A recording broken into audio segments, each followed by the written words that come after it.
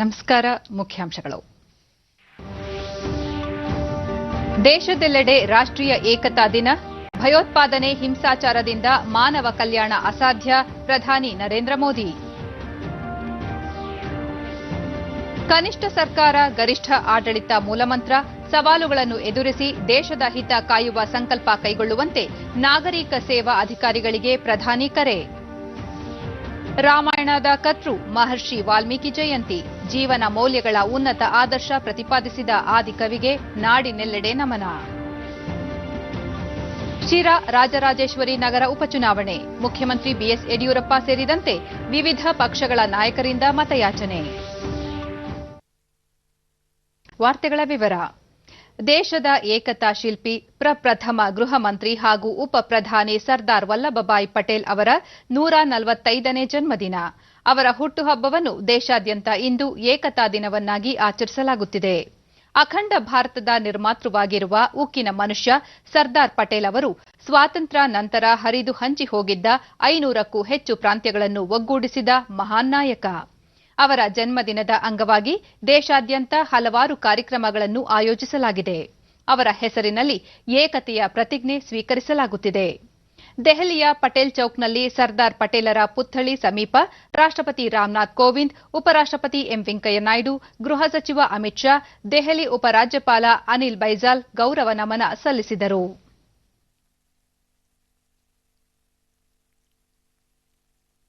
वल्लभभाई पटेल को श्री अमित शाह जी वल्लभभाई पटेल की दूरदर्शिता. ಬಳಿಕ ಅಮಿತ್ ಶಾ ಏಕತೆಯ ಪ್ರತಿಜ್ಞಾವಿಧಿ ಬೋಧಿಸಿದರು. अपने देश की आंतरिक सुरक्षा सुनिश्चित करने के लिए अपना योगदान करने का भी सत्यनिष्ठा से मैं संकल्प करता हूं. ಕೇಂದ್ರ ವಾರ್ತಾ ಮತ್ತು ಪ್ರಸಾರ ಸಚಿವ ಪ್ರಕಾಶ್ ಜಾವಡೇಕರ್ ಸರ್ದಾರ್ ಪಟೇಲ್ ಅವರಿಗೆ ಟ್ವೀಟ್ ಮೂಲಕ ಶ್ರದ್ದಾಂಜಲಿ ಸಲ್ಲಿಸಿದ್ದು, ದೇಶದ ಏಕತೆ ಮತ್ತು ಸಮಗ್ರತೆಗೆ ಎಲ್ಲವನ್ನೂ ಅವರು ತ್ಯಾಗ ಮಾಡಿದ್ದಾರೆ ಎಂದು ಸ್ಮರಿಸಿದ್ದಾರೆ. ರಕ್ಷಣಾ ಸಚಿವ ರಾಜನಾಥ್ ಸಿಂಗ್ ದೇಶದ ಏಕತೆ, ಸಮಗ್ರತೆ ಮತ್ತು ರಾಷ್ಟ್ರೀಯ ಭದ್ರತೆಗಾಗಿ ನಮ್ಮನ್ನು ನಾವು ಸಮರ್ಪಿಸಿಕೊಳ್ಳಬೇಕು ಎಂದು ಹೇಳಿದ್ದಾರೆ. ಮುಖ್ಯಮಂತ್ರಿ ಬಿಎಸ್ ಯಡಿಯೂರಪ್ಪ ನಾಡಿನ ಸಮಸ್ತ ಜನತೆಗೆ ರಾಷ್ಟ್ರೀಯ ಏಕತಾ ದಿನದ ಶುಭ ಕಾಮನೆಗಳು. ಸ್ವಾತಂತ್ರ್ಯ ಹೋರಾಟಗಾರ, ಉಕ್ಕಿನ ಮನುಷ್ಯ ಸರ್ದಾರ್ ವಲ್ಲಭಭಾಯಿ ಪಟೇಲ್ ಅವರ ಜಯಂತಿಯಂದು ರಾಷ್ಟ್ರದ ಏಕತೆಯ ಹರಿಕಾರನಿಗೆ ಅನಂತ ನಮನಗಳನ್ನು ಸಲ್ಲಿಸೋಣ. ಭಾರತದ ಅಖಂಡತೆಗಾಗಿ ಅಸಾಮಾನ್ಯ ಸಾಧನೆಗಳನ್ನು ಸಾಧಿಸಿದ ಪಟೇಲ್ ಅವರನ್ನು ದೇಶ ಎಂದಿಗೂ ಮರೆಯಲಾಗದು ಎಂದು ಟ್ವೀಟ್ ಮಾಡಿದ್ದಾರೆ.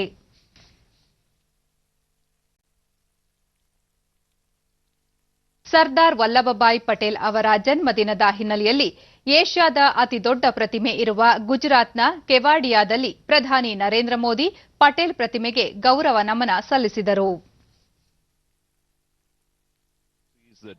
कई परियोजनाओं दुनिया की सबसे ऊंची प्रतिमा है जो इतना ही विराट. आज एकता दिवस पर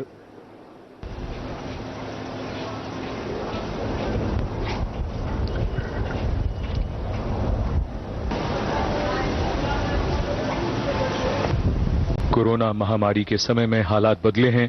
कृतज्ञ राष्ट्र की ओर से माननीय प्रधानमंत्री. No mean task that when we look at the one must follow in the footsteps. Statue of unity की विशाल प्रतिमा की पृष्ठभूमि. एकता और अखंडता को मजबूत करना ये हमारा कर्तव्य है. ಬಳಿಕ ಏಕತಾ ಪ್ರತಿಜ್ಞಾವಿಧಿ ಬೋಧಿಸಿದರು. सत्यनिष्ठा से शपथ लेता हूं कि मैं राष्ट्र की एकता, अखंडता और सुरक्षा को बनाए रखने के लिए स्वयं को समर्पित करूंगा. पिलानी ग्रेजुएट ओम प्रकाश. दुनिया के अनेक देशों में जो हालात बने, ಬಳಿಕ ಪ್ರಧಾನಿ ಭಯೋತ್ಪಾದನೆ ವಿರುದ್ಧ ಎಲ್ಲ ಸರ್ಕಾರಗಳು, ಆಡಳಿತ ವ್ಯವಸ್ಥೆ ಹಾಗೂ ಧರ್ಮಗಳು ಒಂದಾಗಬೇಕು. ಶಾಂತಿ, ಭ್ರಾತೃತ್ವ ಮತ್ತು ಪರಸ್ಪರ ಗೌರವ ಭಾವನೆಯ ಪ್ರಜ್ಞೆ ಮತ್ತು ಮಾನವೀಯತೆಯೊಂದಿಗೆ ಸಾಗೋಣ. ಭಯೋತ್ಪಾದನೆ ಮತ್ತು ಹಿಂಸಾಚಾರದಿಂದ ಯಾವುದೇ ವ್ಯಕ್ತಿಯ ಕಲ್ಯಾಣ ಸಾಧ್ಯವಿಲ್ಲ ಎಂದು ಪ್ರತಿಪಾದಿಸಿದ್ದಾರೆ. ಪುಲ್ವಾಮಾ ದಾಳಿಯಲ್ಲಿ ಸೇನಾ ಯೋಧರ ತ್ಯಾಗವನ್ನು ದೇಶ ಎಂದೂ ಮರೆಯಬಾರದು. ಇಂತಹ ಘಟನೆಯಲ್ಲಿ ಕೆಲವರು ರಾಜಕಾರಣ ಮಾಡುತ್ತಿದ್ದು, ದೇಶದ ಹಿತದೃಷ್ಟಿಯಿಂದ ಇಂತಹ ಧೋರಣೆ ಸರಿಯಲ್ಲ. ಪುಲ್ವಾಮಾ ದಾಳಿಯನ್ನು ಪಾಕಿಸ್ತಾನ ತನ್ನ ಸಂಸತ್ತಿನಲ್ಲಿ ಒಪ್ಪಿಕೊಂಡಿದ್ದು, ಈ ವಿಚಾರದಲ್ಲಿ ರಾಜಕಾರಣ ಮಾಡಿದವರ ನೈಜ ಬಣ್ಣ ಬಯಲಾಗಿದೆ ಎಂದು ನರೇಂದ್ರ ಮೋದಿ ಹೇಳಿದರು. हिंसा से कभी भी किसी का कल्याण नहीं हो सकता कि जब अपने वीर बेटों के जाने से पूरा देश दुखी था, तब कुछ लोग उस दुख में शामिल नहीं थे. वो पुलवामा हमले में भी अपना राजनीतिक स्वार्थ खोज रहे थे. लेकिन पिछले दिनों पड़ोसी देश से जो खबरें आई है, जिस प्रकार वहां की संसद में सत्य स्वीकारा गया है, उसने इन लोगों के असली चेहरों को देश के सामने ला दिया है. सर्वोच्च हित ನಮಗೆ ದೇಶದ ಹಿತಾಸಕ್ತಿಯೇ ಪರಮೋಚ್ಚವಾಗಬೇಕು. ದೇಶದ ಜನತೆ ಏಕತೆ, ಶಾಂತಿ, ಸಮೃದ್ಧತೆ ವಿಚಾರದಲ್ಲಿ ಒಗ್ಗೂಡಬೇಕು. ಏಕ ಭಾರತ್ ಶ್ರೇಷ್ಠ ಭಾರತದ ಗುರಿ ಸಾಧನೆಗೆ ಎಲ್ಲರೂ ಕೈಜೋಡಿಸಬೇಕೆಂದು ಕರೆ ನೀಡಿದರು. अपने समर्पण को दोहराएं. आइए सरदार पटेल के चरणों में नतमस्तक होकर हम ये प्रतिज्ञा लें कि देश का गौरव और मान बढ़ाएंगे. इस देश को नई ऊंचाइयों पर ले जाएंगे.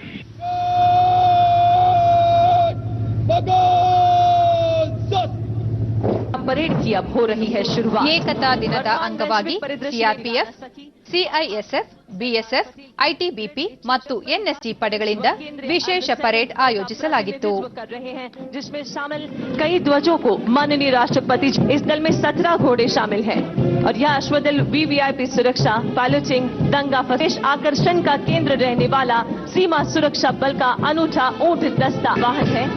इससे महत्वपूर्ण रेलवे स्टेशन की प्रभावी निगरानी में वृद्धि हुई है और के एक्सट्रीम हाई एल्टीट्यूड वाले दुर्गम इब करते हैं. और अब आ रहे हैं एनडीआरएफ, फर्स्ट रिस्पॉन्डर, बचाव टीम तथा फर्स्ट एड के out motor, sonar system, under water victim locating camera. प्रभावित इलाकों में एमपीवी कारगर है. 11 टन वजनी यह वाहन अपने वी आकार की विशेष बनावट की वजह से एंटी पर्सनल तथा anti tank. A sense of what the transformation that of course Gujarat has seen over the years, and this is clear. There is this water runway is there. प्रधानमंत्री नरेंद्र मोदी और पर्यटन की अपार संभावनाएं तलाशने वाला ये केंद्रीय नागर विमानन मंत्री श्री हरदीप सिंह पुरी इस समय उपस्थित. किराया निर्धारित किया गया है वो 1500 रुपए प्रति व्यक्ति एक तरफ का. ऐसी सेवाओं को प्रोत्साहन भी दिया जाएगा. ಜಾಗ್ವಾರ್ ಯುದ್ಧ ವಿಮಾನಗಳ ಹಾರಾಟ ಆಕರ್ಷಣೀಯವಾಗಿತ್ತು. ಈ ಮಧ್ಯೆ ಪ್ರಧಾನಿ ನರೇಂದ್ರ ಮೋದಿ ಇಂದು ದೇಶದ ಮೊದಲ ಸೀಪ್ಲೇನ್ ಸೇವೆಯನ್ನು ದೇಶಕ್ಕೆ ಸಮರ್ಪಣೆ ಮಾಡಿ ಪ್ರಯಾಣ ಬೆಳೆಸಿದರು. ಗುಜರಾತ್ನ ನರ್ಮದಾ ತಟದಲ್ಲಿರುವ ಉಕ್ಕಿನ ಮನುಷ್ಯ ಸರ್ದಾರ್ ವಲ್ಲಭಭಾಯಿ ಪಟೇಲ್ ಏಕತಾ ಮೂರ್ತಿ ಇರುವ ಕೆವಾಡಿಯಾದಿಂದ ಸಾಬರಮತಿ ನದಿ ತಟದವರೆಗೆ ವಿಮಾನಯಾನ ಕಲ್ಪಿಸುವ ಸೇವೆ ಇದಾಗಿದೆ. रिवर फ्रंट की तरफ आएंगे तो ये प्लेटफॉर्म फिर वो क्रॉस करेंगे. ये 12 मीटर का प्लेटफॉर्म की पहली यात्रा सफलता से और यहाँ पर डिसम्बार्क हो रहे हैं साबरमती रिवर फ्रंट पे और लोगों का अभिवादन यहाँ पर स्वीकार कर रहे हैं. हम विजुअल्स में देख सकते हैं राज्यपाल 100 किलोमीटर की दूरी को उन्होंने तय किया. केवड़िया के वाटर एयरड्रोम से साबरमती रिवर फ्रंट के लिए उड़ान भरी और यहां पर वो लैंड कर चुके हैं और देख रहे हैं हम तस्वीरें, सी तस्वीरें. श्रेष्ठ भारत की भावना का, नए भारत की प्रगति का तीर्थ स्थल बन गया है. ದೇಶದ ಉನ್ನತಿಗಾಗಿ ಪ್ರತಿಯೊಬ್ಬರೂ ಕರ್ಮಯೋಗಿಗಳಾಗಬೇಕು. ನವ ಭಾರತ, ಶ್ರೇಷ್ಠ ಭಾರತ ಮತ್ತು ಆತ್ಮನಿರ್ಭರ್ ಭಾರತ್ ನಿರ್ಮಾಣದ ಸಂಕಲ್ಪ ಮಾಡಬೇಕೆಂದು ಪ್ರಧಾನಿ ನರೇಂದ್ರ ಮೋದಿ ಸರ್ಕಾರಿ ಅಧಿಕಾರಿಗಳು ಮತ್ತು ಭವಿಷ್ಯದ ಸರ್ಕಾರಿ ಅಧಿಕಾರಿಗಳಿಗೆ ಕರೆ ನೀಡಿದ್ದಾರೆ. ಮಸೂರಿಯ ಲಾಲ್ ಬಹದ್ದೂರ್ ಶಾಸ್ತ್ರಿ ನಾಗರಿಕ ಸೇವಾ ಕೇಂದ್ರದಲ್ಲಿ ತರಬೇತಿ ಪಡೆದ ಪ್ರೊಬೇಷನರ್ಗಳನ್ನು ಉದ್ದೇಶಿಸಿ ವಿಡಿಯೋ ಕಾನ್ಫರೆನ್ಸ್ ಮೂಲಕ ಮಾತನಾಡಿ ನಾಗರಿಕ ಸೇವಕರು ದೇಶದ ಏಕತೆ, ಅಖಂಡತೆ, ಸಂವಿಧಾನದ ಆಶಯಗಳನ್ನು ಎತ್ತಿ ಹಿಡಿಯುವ ರೀತಿಯಲ್ಲಿ ಕರ್ತವ್ಯ ನಿಭಾಯಿಸಬೇಕು ಎಂದರು. ಸರ್ಕಾರದ ಅಧಿಕಾರಿಗಳಿಗೆ ಸದಾ ದೇಶದ ಪ್ರಗತಿ, ಬಡವರು, ದುರ್ಬಲ ವರ್ಗದವರು, ರೈತರ ಹಿತ, ಮಹಿಳೆ ಮತ್ತು ಮಕ್ಕಳ ಕಲ್ಯಾಣದ ಬಗ್ಗೆ ಚಿಂತನೆ ನಡೆಸುತ್ತಲೇ ಇರಬೇಕು. ಒಟ್ಟಾರೆ ದೇಶದ ಪ್ರಗತಿಯ ಸಂಕಲ್ಪ ಮಾಡಬೇಕು ಎಂದು ಹೇಳಿದರು. ಎಷ್ಟೇ ದೊಡ್ಡ ಸವಾಲುಗಳು ಎದುರಾದರೂ ಅವುಗಳನ್ನು ಪರಿಹರಿಸಿ ದೇಶವನ್ನು ಮುನ್ನಡೆಸಿಕೊಂಡು ಹೋಗುವ ಜವಾಬ್ದಾರಿ ಅಧಿಕಾರಿಗಳ ಮೇಲಿದೆ. ದೇಶದ ಹಿತ ರಕ್ಷಿಸುವ ನಿಮ್ಮ ಸಂಕಲ್ಪದಿಂದ ಯಾವುದೇ ಕಾರಣಕ್ಕೂ ಹಿಂದೆ ಸರಿಯಬಾರದು. ನೀವೆಲ್ಲ ಒಂದು ತಂಡವಾಗಿ ಕರ್ತವ್ಯ ನಿಭಾವಣೆ ಮಾಡಿದರೆ ದೇಶ ಮುನ್ನಡೆಯಲು ಸಾಧ್ಯವಾಗುತ್ತದೆ ಎಂದರು. ಆದಷ್ಟು ವಿದೇಶಿ ಉತ್ಪನ್ನಗಳ ಬಳಕೆಯನ್ನು ಕಡಿಮೆ ಮಾಡಿ ವೋಕಲ್ ಫಾರ್ ಲೋಕಲ್ ಉತ್ಪನ್ನಗಳನ್ನು ಬಳಸುವುದನ್ನು ರೂಢಿಸಿಕೊಳ್ಳಿ. ಈ ಮೂಲಕ ವೋಕಲ್ ಫಾರ್ ಲೋಕಲ್ ಅಭಿಯಾನ ಆರಂಭಿಸಿ ಎಂದು ಕರೆ ನೀಡಿದರು. ಕನಿಷ್ಠ ಸರ್ಕಾರ ಗರಿಷ್ಠ ಆಡಳಿತದ ಮೂಲ ಮಂತ್ರದೊಂದಿಗೆ ದೇಶದ ಹಿತಕ್ಕಾಗಿ ಕಾರ್ಯನಿರ್ವಹಿಸಬೇಕು ಮತ್ತು ಈ ದಿಸೆಯಲ್ಲಿ ನೀವು ನಿಯಮಗಳು ಮತ್ತು ನಿಮ್ಮ ಪಾತ್ರದಲ್ಲಿ ಸಮತೋಲನೆಯನ್ನು ಕಾಯ್ದುಕೊಳ್ಳುವುದು ಅತ್ಯಗತ್ಯವಾಗಿದೆ ಎಂದು ತಿಳಿಸಿದರು. रूटीन से अलग हटकर अपने क्षेत्र के विकास के लिए लोगों के लिए जो भी करेंगे उसका प्रभाव अलग होगा, उसका परिणाम अलग होगा. लेकिन उन प्रोडक्ट्स को, उन आर्ट्स को, उनके आर्टिस्ट को ग्लोबल होने के लिए लोकल सपोर्ट की जरूरत है. ये सपोर्ट आपको ही करना होगा. ये विजन आपको ही देना होगा. इसी तरह आप किसी एक लोकल इनोवेटर की तलाश करके उसके काम में एक साथी की तरह उसकी मदद कर सकते हैं. हो सकता है आपके सहयोग थे वो इनोवेशन समाज के लिए बहुत बड़े योगदान के रूप में सामने आ जाए. मैं आपको भी यही कहूंगा कि दिखास और छपास, टीवी पे दिखना और अखबार में छपना, दिखास और छपास, ये दिखास और छपास का रोग जिसे लगा फिर आप वो लक्ष्य नहीं प्राप्त कर पाएंगे जो लेकर आप सिविल सेवा में आए हैं. साथियों, मुझे भरोसा है आप सब अपनी सेवा से, अपने समर्पण से देश की विकास यात्रा में देश को आत्मनिर्भर बनाने में बहुत बड़ा योगदान देंगे. ಇಂದು ಮಹರ್ಷಿ ವಾಲ್ಮೀಕಿ ಜಯಂತಿ. ರಾಮಾಯಣದ ಮೂಲಕ ಜೀವನದ ಮೌಲ್ಯಗಳನ್ನು ಜಗತ್ತಿಗೆ ಪಸರಿಸಿದ ಆದಿಕವಿ ವಾಲ್ಮೀಕಿ ಅವರನ್ನು ಎಲ್ಲೆಡೆ ಸ್ಮರಿಸಲಾಗುತ್ತಿದೆ. ವಾಲ್ಮೀಕಿ ಜಯಂತಿ ಹಿನ್ನೆಲೆಯಲ್ಲಿ ಪ್ರಧಾನಿ ನರೇಂದ್ರ ಮೋದಿ ಟ್ವೀಟ್ ಮೂಲಕ ಶ್ರದ್ಧಾಂಜಲಿ ಸಲ್ಲಿಸಿದ್ದಾರೆ. ಇತ್ತೀಚೆಗೆ ಮನ್ ಕಿ ಬಾತ್ನಲ್ಲಿ ವಾಲ್ಮೀಕಿ ಜಯಂತಿ ಕುರಿತು ವ್ಯಕ್ತಪಡಿಸಿದ್ದ ತಮ್ಮ ಅನಿಸಿಕೆಗಳನ್ನು ಟ್ವೀಟ್ ಮೂಲಕ ಹಂಚಿಕೊಂಡಿದ್ದಾರೆ.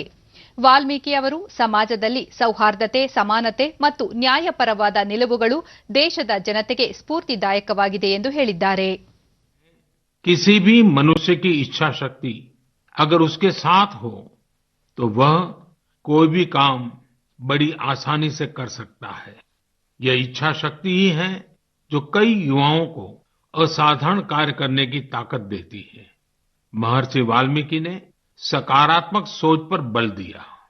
उनके लिए सेवा और मानवीय गरिमा का स्थान सर्वोपरि है. महर्षि वाल्मीकि के आचार, विचार और आदर्श आज न्यू इंडिया के हमारे संकल्प के लिए प्रेरणा भी है और दिशा निर्देश भी है. हम महर्षि वाल्मीकि के प्रति सदैव कृतज्ञ रहेंगे कि उन्होंने आने वाली पीढ़ियों के मार्गदर्शन के लिए रामायण जैसे महाग्रंथ की रचना की. ಮುಖ್ಯಮಂತ್ರಿ ಬಿಎಸ್ ಯಡಿಯೂರಪ್ಪ ನಾಡಿನ ಸಮಸ್ತ ಜನತೆಗೆ ಮಹರ್ಷಿ ವಾಲ್ಮೀಕಿ ಜಯಂತಿಯ ಶುಭಾಶಯಗಳು. ಆದಿಕಾವ್ಯ ರಾಮಾಯಣದ ಮೂಲಕ ಸಾರ್ವಕಾಲಿಕ ಆದರ್ಶಗಳನ್ನು, ಜೀವನ ಮೌಲ್ಯಗಳನ್ನು ತಿಳಿಸಿಕೊಟ್ಟ ಮಹರ್ಷಿ ವಾಲ್ಮೀಕಿಗಳಿಗೆ ಅನಂತ ಪ್ರಣಾಮಗಳು. ಭಾರತೀಯ ಜನಮಾನಸದ ಮೇಲೆ ಶಾಶ್ವತ ಪ್ರಭಾವ ಬೀರಿರುವ ಮಹಾಕವಿ ವಾಲ್ಮೀಕಿಗಳನ್ನು ಪಡೆದ ಈ ನಾಡು ಧನ್ಯ ಎಂದು ಟ್ವೀಟ್ ಮಾಡಿದ್ದಾರೆ. ವಾಲ್ಮೀಕಿ ಜಯಂತಿ ಅಂಗವಾಗಿ ಮುಖ್ಯಮಂತ್ರಿ ಬಿಎಸ್ ಯಡಿಯೂರಪ್ಪ ವಿಧಾನಸೌಧ ಹಾಗೂ ಶಾಸಕರ ಭವನದ ಬಳಿ ಇರುವ ವಾಲ್ಮೀಕಿ ಪುತ್ಥಳಿಗೆ ಗೌರವ ಸಮರ್ಪಿಸಿದರು. ಸಮಾಜ ಕಲ್ಯಾಣ ಸಚಿವ ಬಿ ಶ್ರೀರಾಮುಲು ಮತ್ತಿತರರು ಉಪಸ್ಥಿತರಿದ್ದರು.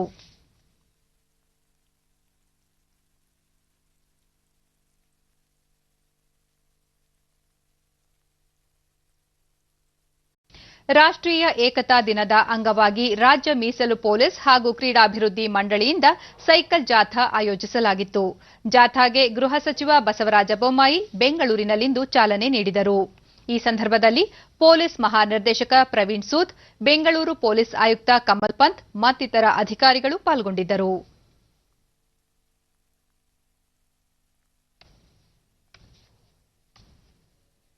ರಾಷ್ಟ್ರೀಯ ಏಕತಾ ದಿವಸದ ಅಂಗವಾಗಿ ವಿಧಾನಸೌಧದಲ್ಲಿಂದು ಆಯೋಜಿಸಲಾಗಿದ್ದ ವಿಶೇಷ ಕಾರ್ಯಕ್ರಮದಲ್ಲಿ ಮುಖ್ಯಮಂತ್ರಿ ಬಿಎಸ್ ಯಡಿಯೂರಪ್ಪ ಸರ್ದಾರ್ ವಲ್ಲಭಭಾಯಿ ಪಟೇಲ್ ಅವರ ಭಾವಚಿತ್ರಕ್ಕೆ ಪುಷ್ಪನಮನ ಸಲ್ಲಿಸಿದರು. ಬಳಿಕ ಹಿರಿಯ ಅಧಿಕಾರಿಗಳಿಗೆ ಅವರು ಪ್ರತಿಜ್ಞಾವಿಧಿ ಬೋಧಿಸಿದರು.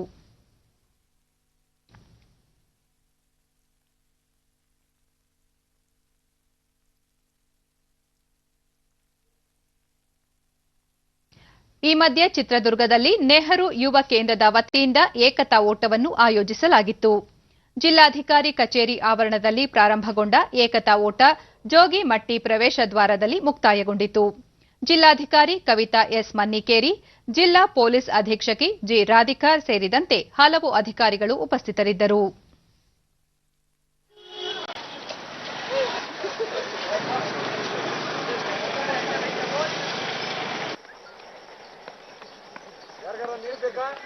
ತಮ್ಮೆಲ್ಲರಿಗೂ ಕೂಡ ಹೃತ್ಪೂರ್ವಕವಾಗಿರುವಂತಹ ವಂದನೆಗಳನ್ನು ಸಲ್ಲಿಸ್ತಾ ಇದ್ದೇವೆ. ಡಿಡಿ ನ್ಯೂಸ್ನೊಂದಿಗೆ ಕವಿತಾ ಎಸ್ ಮನ್ನಿಕೇರಿ, ಸರ್ದಾರ್ ವಲ್ಲಭಭಾಯಿ ಪಟೇಲ್ ಅವರು ದೇಶದ ಏಕತೆಗಾಗಿ ಶ್ರಮಿಸಿದ್ದು, ಅವರ ಆದರ್ಶಗಳನ್ನು ಎಲ್ಲರೂ ಪಾಲಿಸಬೇಕು ಹಾಗೂ ದೇಶದ ಪ್ರಗತಿಗಾಗಿ ಎಲ್ಲರೂ ಒಗ್ಗಟ್ಟಾಗಿ ಶ್ರಮಿಸೋಣ ಎಂದರು. ಏನೇನು ನಮಗೆ ಹೇಳಿಕೊಟ್ಟಿದ್ದಾರೆ ಅದನ್ನ ನಾವು ಎಲ್ಲರೂ ಏಕತೆಗಾಗಿ ಹೋರಾಟ ಮಾಡೋಣ, ಎಲ್ಲರೂ ಜೊತೆಯಾಗಿದ್ದು ಭಾರತ ದೇಶವನ್ನ ಮುಂದೆ ತರೋಣ ಅಂತ ಹೇಳ್ತಾ ನಮ್ಮ ಇಂಡಿಪೆಂಡೆನ್ಸ್ ಜಿ ರಾಧಿಕಾ, ದೇಶದ ಏಕತೆಗಾಗಿ ವಲ್ಲಭಭಾಯಿ ಪಟೇಲ್ ಹೆಚ್ಚು ಶ್ರಮಿಸಿದ್ದಾರೆ. ಅವರ ಹುಟ್ಟುಹಬ್ಬವನ್ನು ರಾಷ್ಟ್ರೀಯ ಏಕತಾ ದಿನವನ್ನಾಗಿ ಆಚರಿಸಲಾಗುತ್ತಿದೆ ಎಂದರು. ಈ ಹುಟ್ಟುಹಬ್ಬನ ರಾಷ್ಟ್ರೀಯ ಏಕತಾ ದಿವಸ ಅಂತ ಮಾಡಿ ಯಾವುದೇ ಒಂದು ಸಂದರ್ಭದಲ್ಲಿ ಈಗ ನಾವು ಪ್ರೆಸೆಂಟ್ಲಿ ಕೋವಿಡ್ ಅನ್ನ ನಾವು ಎದುರಿಸ್ತಾ ಇದ್ದೀವಿ, ಅಂತ ಸಂದರ್ಭದಲ್ಲೂ ಕೂಡ ಎಲ್ಲರೂ ಒಟ್ಟಿಗೆ ಇದನ್ನ ಎದುರಿಸೋಣ. ಈ ಒಂದು ಏಕತಾ ದಿವಸವನ್ನ ಸಕ್ಸಸ್ಫುಲ್ ಆಗಿ ಮಾಡಿ ನಮ್ಮ ವಿವಿಧ ರಾಜ್ಯಗಳ ಎಲ್ಲಾನು ಕೂಡಿ ಒಟ್ಟಿಗೆ ಯಾವುದೇ ಒಂದು ಸಂದರ್ಭ ಬಂದ್ರೂ ಕೂಡ ನಾವು ಎಲ್ಲಾನು ನಮ್ಮ ರಾಷ್ಟ್ರ ಒಂದೇನೆ. ದಿವಂಗತ ಪ್ರಧಾನಿ ಇಂದಿರಾ ಗಾಂಧಿ ಅವರ ಪುಣ್ಯತಿಥಿ ಹಾಗೂ ದೇಶದ ಪ್ರಥಮ ಉಪಪ್ರಧಾನಿ ಭಾರತ ರತ್ನ ಸರ್ದಾರ್ ವಲ್ಲಭಭಾಯಿ ಪಟೇಲ್ ಅವರ ಜನ್ಮದಿನವನ್ನು ರಾಜ್ಯ ಕಾಂಗ್ರೆಸ್ನಿಂದ ಆಚರಿಸಲಾಯಿತು. ಬೆಂಗಳೂರಿನ ಕೆಪಿಸಿಸಿ ಕಚೇರಿಯಲ್ಲಿ ಪಕ್ಷದ ರಾಜ್ಯಾಧ್ಯಕ್ಷ ಡಿಕೆ ಶಿವಕುಮಾರ್, ಕಾಂಗ್ರೆಸ್ ಶಾಸಕಾಂಗ ನಾಯಕ ಸಿದ್ದರಾಮಯ್ಯ, ರಾಜ್ಯಸಭಾ ಸದಸ್ಯ ಮಲ್ಲಿಕಾರ್ಜುನ ಖರ್ಗೆ ಮತ್ತಿತರ ಮುಖಂಡರು ಇಬ್ಬರು ನಾಯಕರಿಗೆ ಗೌರವ ಸಮರ್ಪಿಸಿದರು.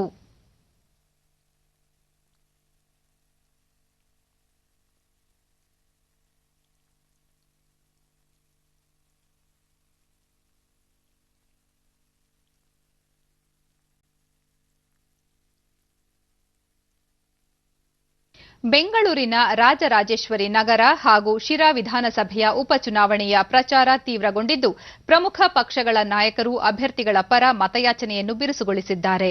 ಬಹಿರಂಗ ಪ್ರಚಾರಕ್ಕೆ ನಾಳೆ ಸಂಜೆ ತೆರೆ ಬೀಳಲಿದ್ದು, ತಮ್ಮ ಪಕ್ಷದ ಅಭ್ಯರ್ಥಿಗಳ ಗೆಲುವಿಗಾಗಿ ಅಂತಿಮ ಕಸರತ್ತು ನಡೆಸುತ್ತಿದ್ದಾರೆ. ಮುಖ್ಯಮಂತ್ರಿ ಬಿಎಸ್ ಯಡಿಯೂರಪ್ಪ ರಾಜರಾಜೇಶ್ವರಿ ನಗರ ವಿಧಾನಸಭಾ ಕ್ಷೇತ್ರ ವ್ಯಾಪ್ತಿಯಲ್ಲಿ ರ್ಯಾಲಿ ನಡೆಸಿ ತಮ್ಮ ಅಭ್ಯರ್ಥಿ ಪರ ಮತಯಾಚನೆ ನಡೆಸಿದರು. ಈ ಸಂದರ್ಭದಲ್ಲಿ ಸಚಿವರಾದ R Ashoka, V Somanna, ST Somashekar ಸೇರಿದಂತೆ ಮತ್ತಿತರರು ಉಪಸ್ಥಿತರಿದ್ದರು.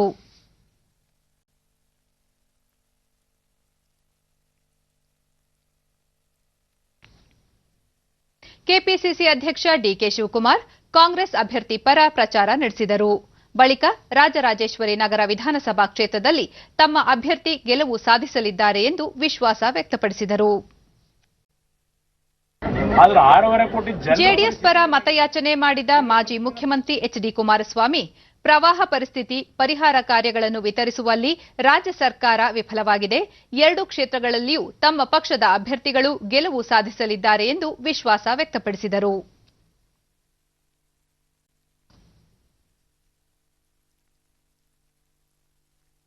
ಕರ್ನಾಟಕ ಚಿತ್ರಕಲಾ ಪರಿಷತ್ 60 ವರ್ಷ ಪೂರೈಸಿದ ಹಿನ್ನೆಲೆಯಲ್ಲಿ ಆಯೋಜಿಸಿರುವ ಐತಿಹಾಸಿಕ ಸ್ಥಳಗಳ ತೈಲವರ್ಣ ಚಿತ್ರಕಲಾ ಪ್ರದರ್ಶನಕ್ಕೆ ಖ್ಯಾತ ಕಲಾವಿದ ಬಿಕೆಎಸ್ ವರ್ಮಾ ಚಾಲನೆ ನೀಡಿದರು. ಚಿತ್ರಕಲಾ ಪರಿಷತ್ನ ಅಧ್ಯಕ್ಷ ಬಿಎಲ್ ಶಂಕರ್, ಹಲವು ಹಿರಿಯ ಕಲಾವಿದರು ಉಪಸ್ಥಿತರಿದ್ದರು. ಗಣ್ಯರು ಚಿತ್ರಕಲಾ ಪ್ರದರ್ಶನ ವೀಕ್ಷಿಸಿದರು.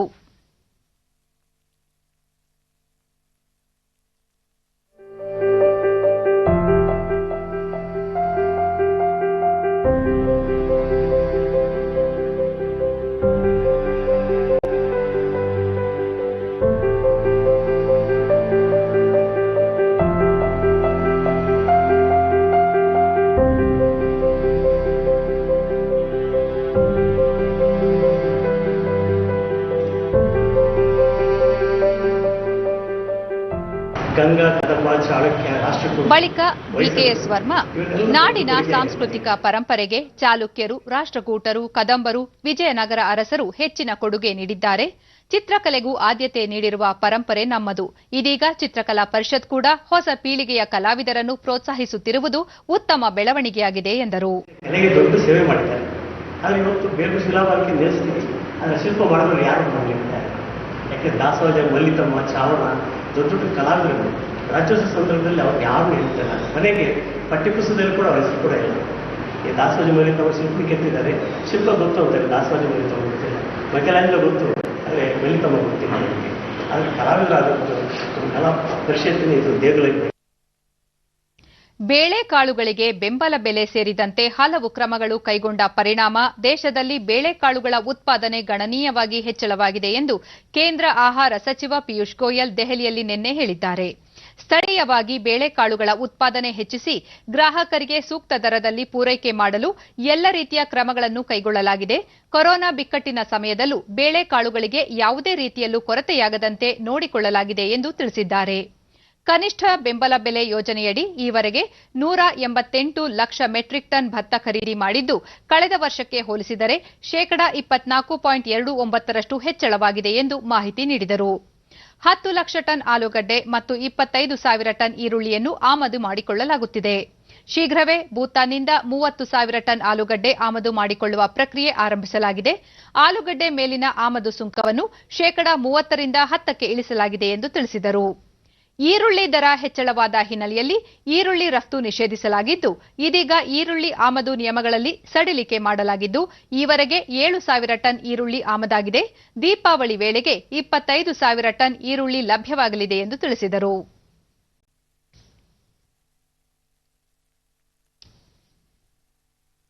ರಾಜ್ಯದಲ್ಲಿ ಉತ್ತಮ ಮಳೆಯಾಗಿದ್ದು, ತುಮಕೂರು ಜಿಲ್ಲೆ ಚಳ್ಳಕೆರೆ ತಾಲೂಕಿನಲ್ಲಿ ವೇದಾವತಿ ನದಿಗೆ ಅಡ್ಡಲಾಗಿ ನಿರ್ಮಿಸಿರುವ 13 ಬ್ಯಾರೇಜ್ ಮತ್ತು ಚೆಕ್ ಡ್ಯಾಂಗಳು ಭರ್ತಿಯಾಗಿವೆ. ಬರದ ಪ್ರದೇಶವಾಗಿದ್ದ ಈ ಭಾಗಗಳಲ್ಲಿ ಚೆಕ್ ಡ್ಯಾಂ ಮತ್ತು ಬ್ಯಾರೇಜ್ಗಳಲ್ಲಿ ನೀರು ಶೇಖರಣೆಯಾಗಿರುವುದರಿಂದ ಅಂತರ್ಜಲ ಮಟ್ಟ ವೃದ್ಧಿಸಿದೆ. ಇದರಿಂದ ಕುಡಿಯುವ ನೀರು, ಕೃಷಿ ಚಟುವಟಿಕೆ ಹಾಗೂ ಮೀನುಗಾರಿಕೆಗೂ ಅನುಕೂಲವಾಗಿದೆ.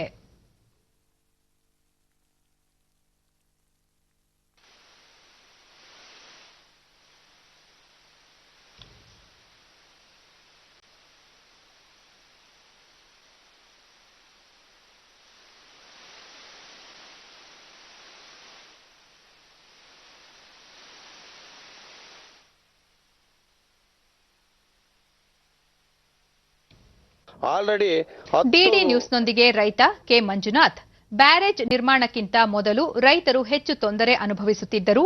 ಇದೀಗ ಬ್ಯಾರೇಜ್ಗಳಲ್ಲಿ ಅಧಿಕ ಪ್ರಮಾಣ ನೀರು ಶೇಖರಣೆಯಾಗಿದೆ. ಇದರಿಂದ ಈ ಭಾಗದ ಸುತ್ತಮುತ್ತ ಹಳ್ಳಿಗಳಿಗೆ ಕೃಷಿ ಚಟುವಟಿಕೆಗೆ ಸಹಕಾರಿಯಾಗಿದೆ ಎಂದರು.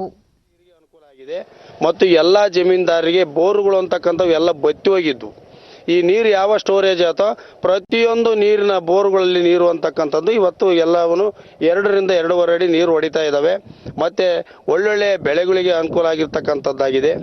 ಮತ್ತೆ ಅಂತರ್ಜಲ ಮಟ್ಟ ಗುಣಮಟ್ಟ ಜಾಸ್ತಿ ಆಗಿದೆ. ನೀರು ಅಂತರ್ಜಲ. ಮತ್ತೋರ್ವ ರೈತ ಶ್ರೀನಿವಾಸ್, ವೇದಾವತಿ ನದಿಗೆ ಅಡ್ಡಲಾಗಿ ಡ್ಯಾಂ ನಿರ್ಮಿಸಿರುವುದರಿಂದ ಬತ್ತಿ ಹೋಗಿದ್ದ ಅಂತರ್ಜಲ ವೃದ್ಧಿಸಿದ್ದು ಗ್ರಾಮಕ್ಕೆ ಹೆಚ್ಚು ಅನುಕೂಲವಾಗಿದೆ ಎಂದರು. ಮೇಲೆ ಸ್ವಲ್ಪ ನೀರು ಸ್ಟೋರೇಜ್ ಆಯ್ತು ಸರ್. ಇಲ್ಲಿ ನೀರು ಸ್ಟೋರೇಜ್ ಆದ್ಮೇಲೆ ಅಂತರ್ಜಲ ಸಂಪೂರ್ಣವಾಗಿ ವೃದ್ಧಿ ಆಯ್ತು. ಇವತ್ತು ಏನು ಬೋರ್ವೆಲ್ಗಳೆಲ್ಲ ನಿಂತು ಹೋಗಿದ್ವು ಅವೆಲ್ಲನ ಅಂತರ್ಜಲ ವೃದ್ಧಿಯಾಗಿ ಬೋರ್ವೆಲ್ಗಳಿಗೆಲ್ಲ ನೀರು ಬರ್ತಾ ಐತೆ. ಒಳ್ಳೆ ಕೃಷಿ ಮಾಡ್ತಿದಾರೆ. ಇಲ್ಲಿ ಕೃಷಿಕರಿಗೆ ತುಂಬಾ ಖುಷಿ ಆಗೈತೆ. ಒಳ್ಳೊಳ್ಳೆ ಬೆಳೆ ಬೆಳೀತಿದ್ದಾರೆ. ದಾಳಿಂಬೆ, ತೆಂಗು ಮತ್ತೆ ಅಡಿಕೆ ಅಂತ ಒಳ್ಳೊಳ್ಳೆ ಬೆಳೆಗಳನ್ನ ಬೆಳೀತಿದ್ದಾರೆ.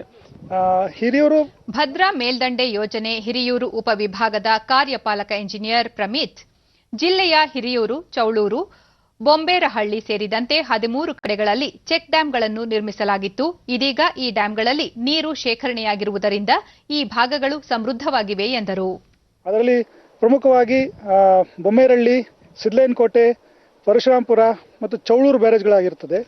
ಇದರಿಂದಾಗಿ ನದಿ ಪಾತ್ರದಲ್ಲಿರುವಂತಹ ಅಕ್ಕಪಕ್ಕದ ಜಮೀನುಗಳ ಅಂತರ್ಜಲ ಅಭಿವೃದ್ಧಿಯಾಗಿ ಕೃಷಿ ಚಟುವಟಿಕೆಗಳಿಗೆ ಪ್ರೋತ್ಸಾಹ ಕೊಟ್ಟಂತಾಗಿರುತ್ತದೆ.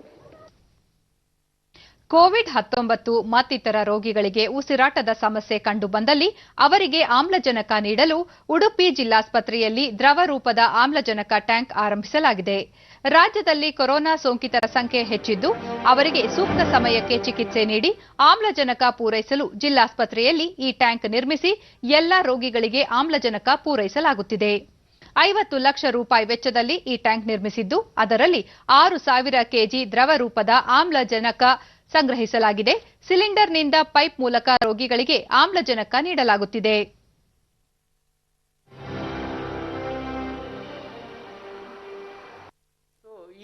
ಡಿಡಿ ನ್ಯೂಸ್ನೊಂದಿಗೆ ಜಿಲ್ಲಾಸ್ಪತ್ರೆಯ ಸರ್ಜನ್ ಡಾಕ್ಟರ್ ಮಧುಸೂದನ್ ನಾಯಕ್, ಕಳೆದ 15 ದಿನದಿಂದ ಈ ಆಮ್ಲಜನಕ ಟ್ಯಾಂಕ್ ಕಾರ್ಯನಿರ್ವಹಿಸುತ್ತಿದೆ.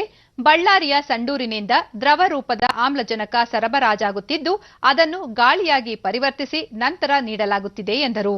ಏನು ಮಾಡ್ತಂದ್ರೆ ಜಂಬೋ ಸಿಲಿಂಡರ್ಸ್ ಅಂತಿತ್ತು ಮತ್ತು ಆಕ್ಸಿಜನ್ ಮ್ಯಾನಿಫೋಲ್ಡ್ ಅಂತಿತ್ತು. ಇದ್ರ ಮೂಲಕ ಪೇಷಂಟ್ಸಿಗೆ ನಾವು ಆಕ್ಸಿಜನ್ ಕೊಡ್ತಾ ಇದ್ವಿ. ಆದರೆ ಏನಾಗ್ತದೆ ಅಂತ ಹೇಳಿದರೆ ಈ ಕೋವಿಡ್ ಬಂದ ನಂತರ ನಾವು ಹೈ ಫ್ಲೋ ನೇಸಲ್ ಆಕ್ಸಿಜನ್ನು ಅಥವಾ ವೆಂಟಿಲೇಟ್ರು ಯೂಸ್ ಮಾಡೋದ್ರಿಂದ ನಮಗೆ ಆಕ್ಸಿಜನ್ ಡಿಮಾಂಡ್ ಮೊದಲಿನಕ್ಕಿಂತ ಆಲ್ಮೋಸ್ಟ್ 3 ಟೈಮ್ಸ್ ಅಷ್ಟು ಜಾಸ್ತಿ ಆಗಿದೆ. ನಮ್ಮ ಡಿಪಾರ್ಟ್ಮೆಂಟ್ನವರೇ ನಮ್ಮ ಇಂಜಿನಿಯರ್ ಮೂಲಕ ತ್ವರಿತಗತಿಯಲ್ಲಿ ಇದು ಒಂದು ವರ್ಕನ್ನು ಪ್ರಾಜೆಕ್ಟನ್ನು ಕಂಪ್ಲೀಟ್ ಮಾಡಿದ್ದಾರೆ. ಆಸ್ಪತ್ರೆಯ ಆರ್ಎಂಒ ಡಾಕ್ಟರ್ ಚಂದ್ರಶೇಖರ್, 1 ಟ್ಯಾಂಕ್ ಭರ್ತಿ ಮಾಡಿದರೆ 1 ತಿಂಗಳು ಬಳಸಬಹುದು. ಇದರಿಂದ ಕೊರೋನಾ ಸೋಂಕಿತರಿಗೆ ಹೆಚ್ಚು ಅನುಕೂಲವಾಗುತ್ತಿದೆ ಎಂದರು. ಸೋಂಕಿತರಾಗಿ ಬಂದ ಪೇಷಂಟ್ಗೆ ಹೆಚ್ಚಿಗೆ ಶ್ವಾಸಕೋಶದ ವೈಫಲ್ಯ ಉಂಟಾಗಿ ಅವರು ಆಕ್ಸಿಜನ್ ಅಂದರೆ ಆಕ್ಸಿಜನ್ ಪ್ರಮಾಣ ಜಾಸ್ತಿ ಬೇಕಾಗ್ತಿತ್ತು. ಅದಕ್ಕೆ ಆಸ್ಪತ್ರೆ ಆಕ್ಸಿಜನ್ನಲ್ಲಿ ಸಿಲಿಂಡರ್ಲಿ ತರಲಿಕ್ಕೆ ಬಹಳ ಕಷ್ಟ ಆದ್ರಿಂದ central oxygen plant, liquid oxygen plant ಅನ್ನು ಸರ್ಕಾರ ಮಂಜೂರು ಮಾಡಿ ಅದನ್ನು ಇನ್ಸ್ಟಾಲ್ ಮಾಡಿದ್ದೇವೆ. ಇದು 6 kV ಕೆಪಾಸಿಟಿ. ಒಂದು ಸಲ 6 kV ಕೆಪಾಸಿಟಿಯ ಲಿಕ್ವಿಡ್ ಆಕ್ಸಿಜನ್ ಪ್ಲಾಂಟ್ ಅನ್ನು ತುಂಬಿಸಿದ್ರೆ ನಮಗೆ 1 ತಿಂಗಳಿಗೆ ಸಾಕಾಗ್ತದೆ. ಆದ್ದರಿಂದ ನಮಗೆ ದಿನನಿತ್ಯ ತರಿಸುವಂಥ ಸಿಲಿಂಡರ್ಗಳ ಅವಶ್ಯಕತೆ ಇರೋದಿಲ್ಲ. ತಿಂಗಳಿಗೆ ಒಂದ್ಸಲ ಫಿಲ್ಅಪ್ ಮಾಡಿದ್ರೆ ನಾವೊಂದು ಸಲ 124 ಬೆಡ್ಡಿಗೂ ಆ 124 ಕನಿಷ್ಠ ಒಂದು 50-60 ಬೆಡ್ಗೆ ನಿರಂತರ ಆಕ್ಸಿಜನ್ ಕೊಡುವಂಥ ಸೌಲಭ್ಯ ಆಗಿದೆ. ಇದು ಕೋವಿಡ್ ಪೀಡಿತರಿಗೆ ಬಹಳ ಒಂದು ಒಳ್ಳೆಯದಾಗಿದೆ. ಇದರಿಂದ ಅನೇಕ ಮರಣಗಳನ್ನು ನಾವು ತಪ್ಪಿಸುವಂತಹ ಒಂದು ಸಾಧ್ಯತೆ. ಕಳೆದ 24 ಗಂಟೆಗಳಲ್ಲಿ ದೇಶದಲ್ಲಿ ಹೊಸದಾಗಿ 48,268 ಹೊಸ ಕೊರೋನಾ ಸೋಂಕಿನ ಪ್ರಕರಣಗಳು ಪತ್ತೆಯಾಗಿದ್ದು ಸೋಂಕು ಪ್ರಕರಣಗಳ ಸಂಖ್ಯೆ ಇಳಿಕೆಯಾಗಿದೆ. ಈ ಮೂಲಕ ಒಟ್ಟು ಸೋಂಕಿನ ಪ್ರಕರಣಗಳ ಸಂಖ್ಯೆ 81,37,119ಕ್ಕೆ ಏರಿಕೆಯಾಗಿದೆ. ನಿನ್ನೆ ಒಂದೇ ದಿನ 551 ಮಂದಿ ಮೃತಪಟ್ಟಿದ್ದು ಈವರೆಗೆ ಮೃತಪಟ್ಟವರ ಸಂಖ್ಯೆ 1,21,641ಕ್ಕೆ ತಲುಪಿದೆ. ಮರಣ ಪ್ರಮಾಣ 1.49ಕ್ಕೆ ಇಳಿಕೆಯಾಗಿದೆ. 5,82,649 ಸೋಂಕಿತರು ವಿವಿಧ ಆಸ್ಪತ್ರೆಗಳಲ್ಲಿ ಚಿಕಿತ್ಸೆ ಪಡೆಯುತ್ತಿದ್ದು ಸಕ್ರಿಯ ಪ್ರಕರಣಗಳ ಪ್ರಮಾಣ 7.16ಕ್ಕೆ ಇಳಿಕೆಯಾಗಿದೆ. 74,32,829 ಸೋಂಕಿತರು ವಿವಿಧ ಆಸ್ಪತ್ರೆಗಳಿಂದ ಬಿಡುಗಡೆಯಾಗಿದ್ದು ಚೇತರಿಕೆ ಪ್ರಮಾಣ 91.34ಕ್ಕೆ ಏರಿಕೆಯಾಗಿದೆ. ಕೊನೆಯಲ್ಲಿ ಮತ್ತೊಮ್ಮೆ ಮುಖ್ಯಾಂಶಗಳು. ದೇಶದೆಲ್ಲೆಡೆ ರಾಷ್ಟ್ರೀಯ ಏಕತಾ ದಿನ. ಭಯೋತ್ಪಾದನೆ, ಹಿಂಸಾಚಾರದಿಂದ ಮಾನವ ಕಲ್ಯಾಣ ಅಸಾಧ್ಯ. ಪ್ರಧಾನಿ ನರೇಂದ್ರ ಮೋದಿ. ಕನಿಷ್ಠ ಸರ್ಕಾರ, ಗರಿಷ್ಠ ಆಡಳಿತ ಮೂಲಮಂತ್ರ. ಸವಾಲುಗಳನ್ನು ಎದುರಿಸಿ ದೇಶದ ಹಿತ ಕಾಯುವ ಸಂಕಲ್ಪ ಕೈಗೊಳ್ಳುವಂತೆ ನಾಗರಿಕ ಸೇವಾ ಅಧಿಕಾರಿಗಳಿಗೆ ಪ್ರಧಾನಿ ಕರೆ. ರಾಮಾಯಣದ ಕರ್ತೃ ಮಹರ್ಷಿ ವಾಲ್ಮೀಕಿ ಜಯಂತಿ. ಜೀವನ ಮೌಲ್ಯಗಳ ಉನ್ನತ ಆದರ್ಶ ಪ್ರತಿಪಾದಿಸಿದ ಆದಿಕವಿಗೆ ನಾಡಿನೆಲ್ಲೆಡೆ ನಮನ. ಶಿರಾ ರಾಜರಾಜೇಶ್ವರಿ ನಗರ ಉಪಚುನಾವಣೆ. ಮುಖ್ಯಮಂತ್ರಿ ಬಿಎಸ್ ಯಡಿಯೂರಪ್ಪ ಸೇರಿದಂತೆ ವಿವಿಧ ಪಕ್ಷಗಳ ನಾಯಕರಿಂದ ಮತಯಾಚನೆ. ನಮ್ಮ ಮುಂದಿನ ವಾರ್ತಾ ಪ್ರಸಾರ ಸಂಜೆ 7 ಗಂಟೆಗೆ ಡಿಡಿ ಚಂದನದಲ್ಲಿ. ನಮಸ್ಕಾರ.